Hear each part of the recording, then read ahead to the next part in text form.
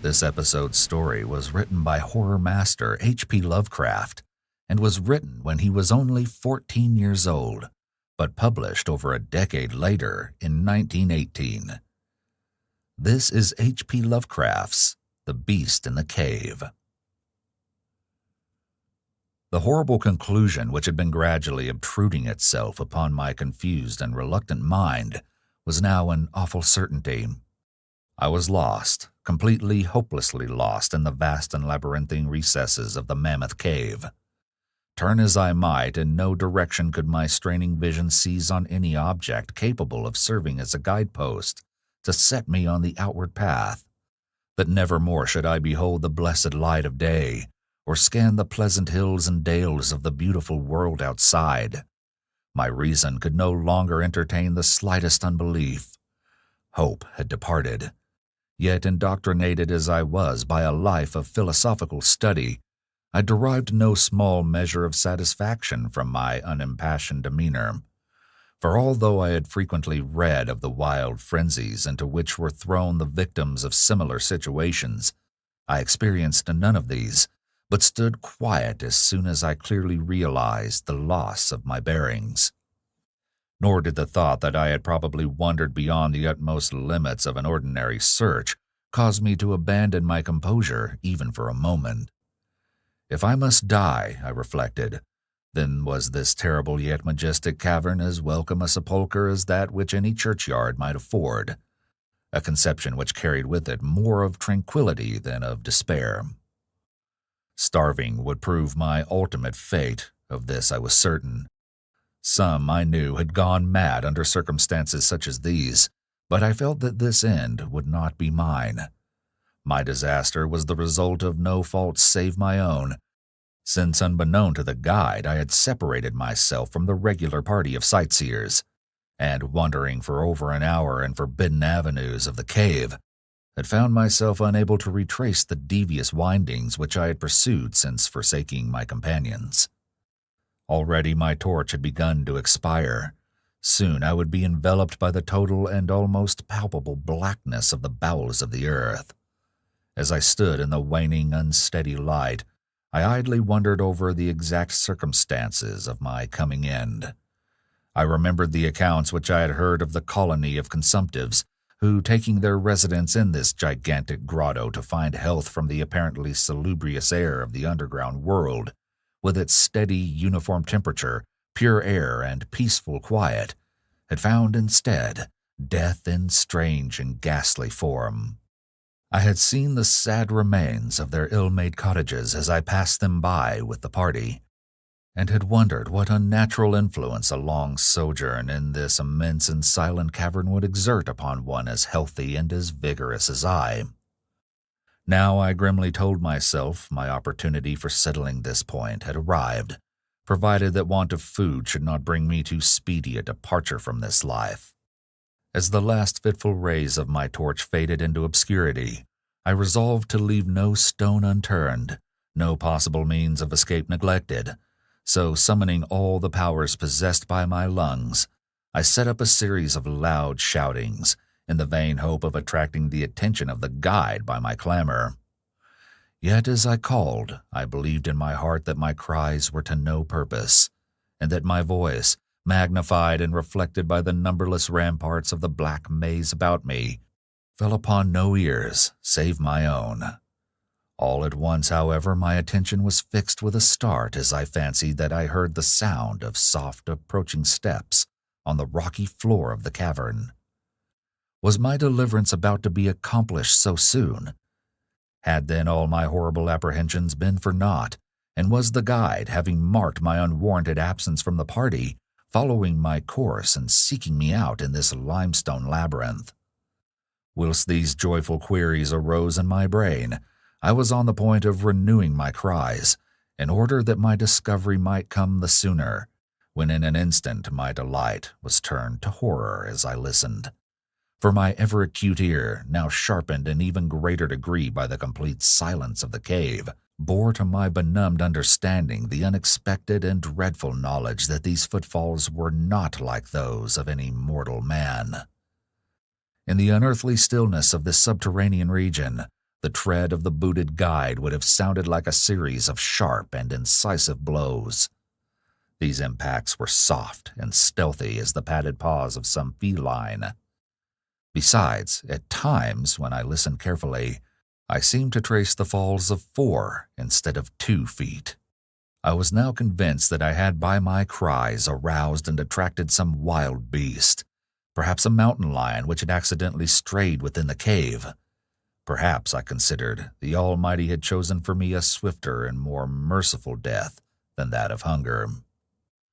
Yet the instinct of self-preservation, never wholly dormant, was stirred in my breast, and though escape from the oncoming peril might spare me for a sterner and more lingering end, I determined nevertheless to part with my life at as high a price as I could command. Strange as it may seem, my mind conceived of no intent on the part of the visitor save that of hostility. Accordingly, I became very quiet, in the hope that the unknown beast would, in the absence of a guiding sound, lose its direction, as had I, and thus pass me by.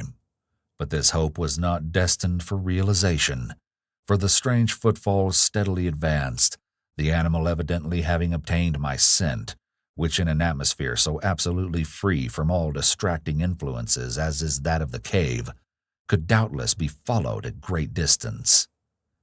Seeing therefore that I must be armed for defense against an uncanny and unseen attack in the dark, I grouped about me the largest of the fragments of rock which were strewn about all parts of the floor of the cavern in the vicinity, and, grasping one in each hand for immediate use, awaited with resignation the inevitable result. Meanwhile, the hideous pattering of the paws drew near. Certainly, the conduct of the creature was exceedingly strange. Most of the time the tread seemed to be that of a quadruped, walking with a singular lack of unison betwixt hind and forefeet, yet at brief and infrequent intervals I fancied that but 2 feet were engaged in the process of locomotion. I wondered what species of animal was to confront me. It must, I thought, be some unfortunate beast who had paid for its curiosity to investigate one of the entrances of the fearful grotto with a lifelong confinement in its interminable recesses. It doubtless obtained as food the eyeless fish, bats, and rats of the cave, as well as some of the ordinary fish that are wafted in at every freshet of Green River, which communicates in some occult manner with the waters of the cave. I occupied my terrible vigil with grotesque conjectures of what alterations cave life might have wrought in the physical structure of the beast, remembering the awful appearances ascribed by local tradition to the consumptives who had died after long residence in the cavern. Then I remembered with a start that, even should I succeed in killing my antagonist, I should never behold its form, as my torch had long since been extinct, and I was entirely unprovided with matches. The tension on my brain now became frightful. My disordered fancy conjured up hideous and fearsome shapes from the sinister darkness that surrounded me, and that actually seemed to press upon my body. Nearer, nearer the dreadful footfalls approached. It seemed that I must give vent to a piercing scream, yet had I been sufficiently irresolute to attempt such a thing, my voice could scarce have responded. I was petrified, rooted to the spot. I doubted if my right arm would allow me to hurl its missile at the oncoming thing when the crucial moment should arrive. Now the steady pat-pat of the steps was close at hand. Now, very close. I could hear the labored breathing of the animal, and terror-struck as I was, I realized that it must have come from a considerable distance, and was correspondingly fatigued. Suddenly the spell broke. My right hand, guided by my ever-trustworthy sense of hearing, threw with full force the sharp-angled bit of limestone which it contained, toward that point in the darkness from which emanated the breathing and pattering. And, wonderful to relate, it nearly reached its goal, for I heard the thing jump, landing at a distance away where it seemed to pause.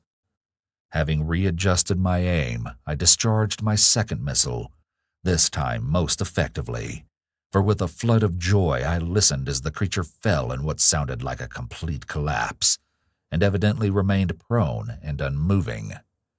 Almost overpowered by the great relief which rushed over me, I reeled back against the wall. The breathing continued, in heavy, gasping inhalations and expirations, whence I realized that I had no more than wounded the creature, and now all desire to examine the thing ceased. At last, something allied to groundless, superstitious fear had entered my brain, and I did not approach the body, nor did I continue to cast stones at it in order to complete the extinction of its life. Instead, I ran at full speed in what was, as nearly as I could estimate in my frenzied condition, the direction from which I'd come. Suddenly, I heard a sound, or rather, a regular succession of sounds. In another instant, they had resolved themselves into a series of sharp metallic clicks. This time, there was no doubt. It was the guide, and then I shouted, yelled, screamed, even shrieked with joy, as I beheld in the vaulted arches above the faint and glimmering effulgence which I knew to be the reflected light of an approaching torch. I ran to meet the flare, and before I could completely understand what had occurred, was lying upon the ground at the feet of the guide, embracing his boots and gibbering, despite my boasted reserve, in a most meaningless and idiotic manner, pouring out my terrible story, and at the same time overwhelming my auditor with protestations of gratitude. At length I awoke to something like my normal consciousness. The guide had noted my absence upon the arrival of the party at the entrance of the cave, and had, from his own intuitive sense of direction, proceeded to make a thorough canvass of the bypassages just ahead of where he had last spoken to me, locating my whereabouts after a quest of about 4 hours. By the time he'd related this to me, I, emboldened by his torch and his company, began to reflect upon the strange beast which I had wounded but a short distance back in the darkness, and suggested that we ascertain, by the rushlight's aid, what manner of creature was my victim. Accordingly, I retraced my steps, this time with a courage born of companionship, to the scene of my terrible experience. Soon we descried a white object upon the floor, an object whiter even than the gleaming limestone itself.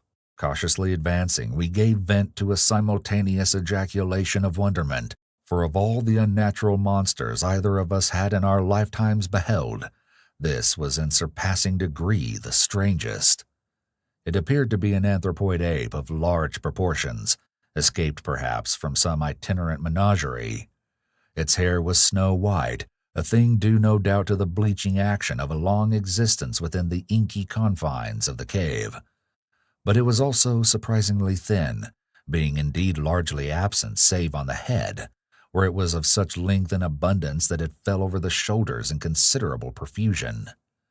The face was turned away from us, as the creature lay almost directly upon it. The inclination of the limbs was very singular, explaining, however, the alternation in their use which I had before noted, whereby the beast used sometimes all four, and on other occasions but two for its progress. From the tips of the fingers or toes, long nail-like claws extended. The hands or feet were not prehensile, a fact that I ascribed to that long residence in the cave which, as I before mentioned, seemed evident from the all-pervading and almost unearthly whiteness so characteristic of the whole anatomy. No tail seemed to be present.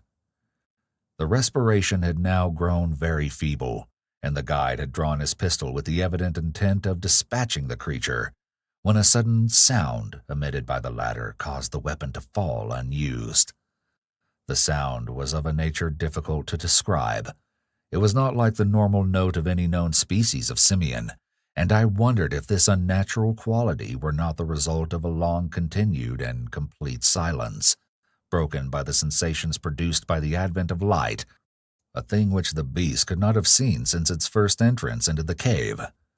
The sound, which I might feebly attempt to classify as a kind of deep-toned chattering, was faintly continued. All at once a fleeting spasm of energy seemed to pass through the frame of the beast. The paws went through a convulsive motion, and the limbs contracted. With a jerk, the wide body rolled over so that its face was turned in our direction. For a moment I was so struck with horror at the eyes thus revealed that I noted nothing else. They were black, those eyes, deep, jetty black, in hideous contrast to the snow-white hair and flesh. Like those of other cave denizens, they were deeply sunken in their orbits and were entirely destitute of iris. As I looked more closely, I saw that they were set in a face less prognathous than that of the average ape, and infinitely more hairy. The nose was quite distinct. As we gazed upon the uncanny sight presented to our vision, the thick lips opened, and several sounds issued from them, after which the thing relaxed in death. The guide clutched my coat sleeve and trembled so violently that the light shook fitfully, casting weird moving shadows on the walls around us. I made no motion, but stood rigidly still, my horrified eyes fixed upon the floor ahead. Then fear left, and wonder, awe, compassion, and reverence succeeded in its place, for the sounds uttered by the stricken figure that lay stretched out on the limestone had told us the awesome truth. The creature I had killed, the strange beast of the unfathomed cave, was, or had at one time, been a man.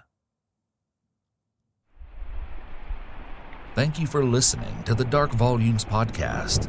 Please spread the word. Madness does love company, and we'll talk again soon.